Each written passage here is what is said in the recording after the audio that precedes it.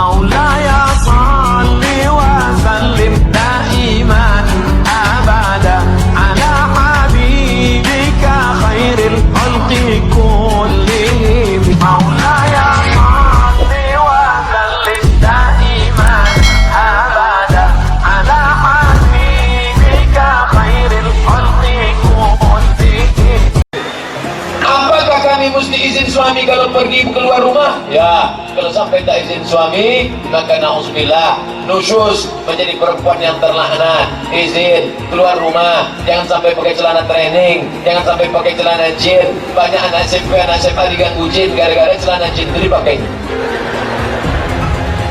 Malaikat tak masuk ke dalam rumah kalau di rumah itu ada patung. Tapi malaikat yang tak masuk itu malaikat rahmat. Malaikat maut masuk. Pak Ustaz, ini patung gajah dari keramik mahal, saya sayang betul. Boleh dengan syarat tidak utuh. Buang kakinya, buang kepalanya, tinggalkan belalainya. Setelah niat ihram di miqat, langsung menuju Makkah melaksanakan tawaf, sa'i, tahallul. Di perjalanan pulang ke hotel timbul keraguan.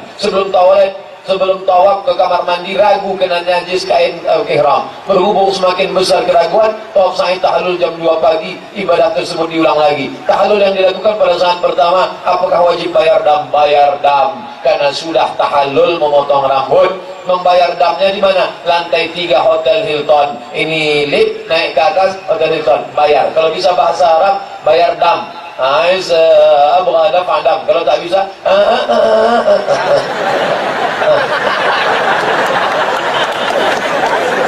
jangan bayar sembarangan tempat. Hotel Hilton ada di situ tulisan The Gift Pilgrimage, membayar untuk. Makanya hati-hati. Rukun umrah itu ada 5: berniat, tawaf, sa'i, tahallul, tartib. Berniat, tawaf, sa'i, tahallul, tartib. Makna tartib berurutan. Jangan sa'i dulu baru tawaf. Itu namanya umrah sungsang. Apa hukum talqin bagi orang sedang menghadapi sakratul maut? Karena ada sebagian pemahaman tak boleh ditalqinkan ketika seorang menghadapi sakratul maut, karena ditakutkan akan berhenti separuh. Contohnya sampai la ilaha, la ilaha, mati dia. Laqinu mautakum, talqinkan orang yang sakratul maut di antara kamu, la ilaha illallah. Ku pesankan kepada anak-anakku sekalian, seandainya kau tengok nanti aku mau mati sakratul maut, maka kau bisikkan ke telingaku sebelah kanan, la ilaha illallah. Kami belum menikah Pak Ustaz, kami belum punya anak Pak Ustaz. Bagi yang belum punya anak, sampaikan ke istrimu. Dulu saya waktu awal pertama nikah gitu, nanti kalau kau nampak aku mau mati, kau bisikkan ke telingaku sebelah kanan, la ilaha illallah. Sekarang bang, nanti, sekarang pula nanti, udah agak-agak nampak mau mati bang. Jangan baru demam panas, la ilaha, belum lagi, sehat lagi nih. Orang minta jus pokap, dia kasih la ilaha illallah. Ini hadis Nabi sunnah. Jangan khawatir berhenti di tengah jalan, karena yang penting niatnya sudah sampai. Ucapan yang paling ringan la ilaha illallah, karena bibir tak perlu bergerak. Coba ucapkan la ilaha illallah, bibir tak bergerak. Bibir bergerak mengucapkan somat, baru bergerak. Kalau la ilaha illallah tak bergerak, cukup lidah saja di dalam. Jangan khawatir berhenti di tengah jalan, karena pasti. Tapi orang yang mengucapkan la ilaha illallah husnul khatimah kalau banyak berzikir. Makanya tadi malam di Kampung Durian, Ustaz Somad dari maghrib ke isya Ustaz di sini, kata Pak Datuk. Kenapa gitu Datuk? Kami mau berzikir, baca Yasin. Saya dengar zikir, afdhalul zikri fa'lam annahu la ilaha illallah, la ilaha illallah, la ilaha illallah, la ilaha illallah. Maka orang yang kuat banyak zikir la ilallah, pergi hantu setan jembalang tanah, suster ngesot, Dracula, Nyi Blorong, maka insya Allah matinya nanti mudah husnul khatimah. Allahumma qim lana bi husnil khatimah wa la taqim alaina bi su'il khatimah. Apa hukum bayi non muslim meninggal dunia? Kalau ada bayi non muslim meninggal dunia, masuk surga. Kenapa begitu?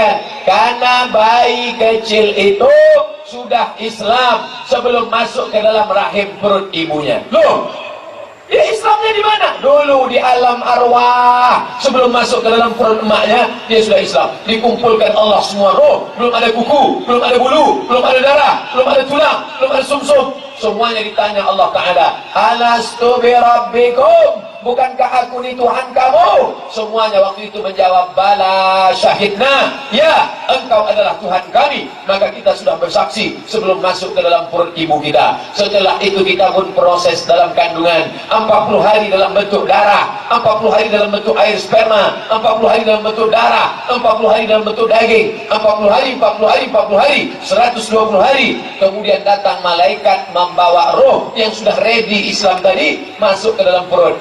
Kebetulan saya masuk ke dalam perut mak saya orang Melayu, saya pun jadi orang Melayu. Kebetulan bapak masuk ke dalam perut orang Batak, lahir menjadi orang Batak. Ada kita sesudina, oh nama sudin. Kebetulan masuk dalam perut orang Jawa, bapaknya pun bertanya, pripun kabari api us perempuan dina orang teko kene. Kebetulan masuk dalam perut orang Minangkabau, wah kabar gini di mati enggak di padang Payakumbuh, oh balanci lancian dari rumahnya di rumah awak. Kebetulan masuk ke dalam perut orang barat Eropa, lahir ke dunia, bapaknya tak menjawab dengan azan, tapi disambutnya, wow, amazing. Itu bukan pilihan kita, itu Allah yang menyuruh malaikat, hai malaikat, kau bawa dia ke perut orang Melayu, kau bawa dia ke perut orang Indonesia, kau bawa dia ke perut orang Afrika, kau bawa dia ke perut orang Cina. Maka tak boleh kita ejek orang karena sukunya. Hei Cina, tak boleh. Hei Batak, tak boleh. Hei Jawa, tak boleh. Kenapa? Karena itu bukan kemauan dia. Malaikat tidak pernah bawa kertas multiple choice. Kau mau jadi apa? A. Arab, B. Batak, C. Cina. Nah, maka kalau anak ini meninggal waktu kecil, maka dia belum ada akal balik, maka dia masuk surga. Tapi kalau dia sudah berakal, afala ta'qilun? Kenapa kau tak berpikir? Masuk ke dalam perut orang Tapanuli Utara, non muslim, tapi kemudian dia mencari, akhirnya dia dapat hidayah, masuk Islam, jadi ustadz di Jakarta. Itulah namanya Ustadz Nababan. Itulah ustadz yang namanya bisa dibaca dari kiri, bisa dari kanan, Nababan.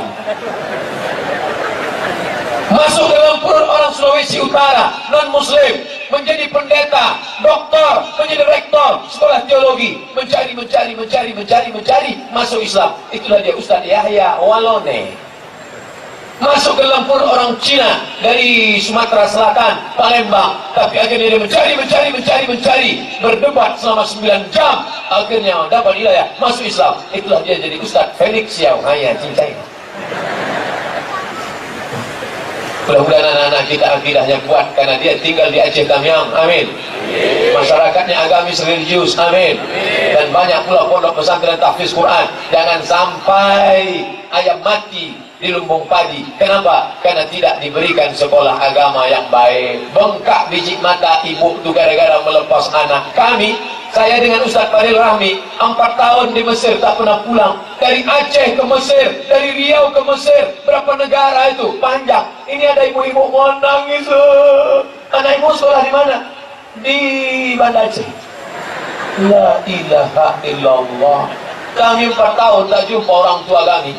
Sampai-sampai terlintas di pikiran kami, jangan anak angkat kami.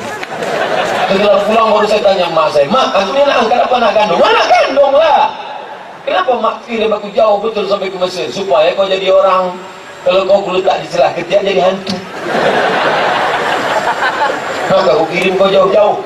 Wah, akhirnya balik, nanti jadi orang. Kau tidak, menjadi hanggau udah sekarang. Semoga Tuan Guru Ustaz Abdul Somad selalu berada di bawah naungan pemeliharaan keridhaan Allah, amin. Kita semua dijadikan penghuni surga bersama-sama dengan baginda Nabi Muhammad SAW, amin. Maaf nih Ustaz, nama aneh XXX, tak boleh saya sebut, menjaga kode etik jurnalistik. Bagaimana hukum, ketentuan serta batasan dalam problematika yang tidak termaktub dalam kutub turas tapi banyak kita jumpai di lapangan? Misal, menyentuh mushaf bagi yang berhadas haram hukumnya. Namun apabila mushafnya di dalam gadget, bagaimana? Di dalam Quran, di dalam ini ada namanya Quran digital. Quran digital itu tak bisa disentuh karena dia di dalam. Maka memegang HP ini boleh, tak salah. Tapi berhalangan baca Quran tak boleh. Bawa HP ya boleh. Bagaimana kalau Quran digital yang ada di dalam ini kita bawa ke WC? Boleh. Dibawa masuk ke WC boleh, karena Qurannya di dalam, dengan syarat jangan keluar suaranya, jangan nampak gambarnya. Ada orang bertahan mengatakan, kalau ada Quran di dalam, walaupun tak bersuara, walaupun tak bergambar, tak boleh dibawa masuk WC. Oh, kalau begitu besok kau mau masuk WC, otak kau tinggalkan di luar. Ini di dalam ini kan ada Quran, walaupun tak 30 juz, insya Allah juz 30 ada dalam. Yang penting bawa saja, tapi jangan berbunyi. Jangan pas masuk WC, Bismillahirrahmanirrahim. Itu baru tak boleh. إلهي لست للفردوس أهلا ولا أقوى على النار الجحيم ذنوبي مثل عدد الرمال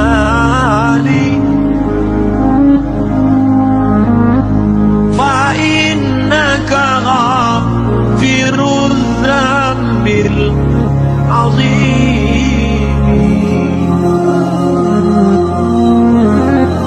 إلهي لست للفردوس أهلا ولا أقوى على النار الجحيم.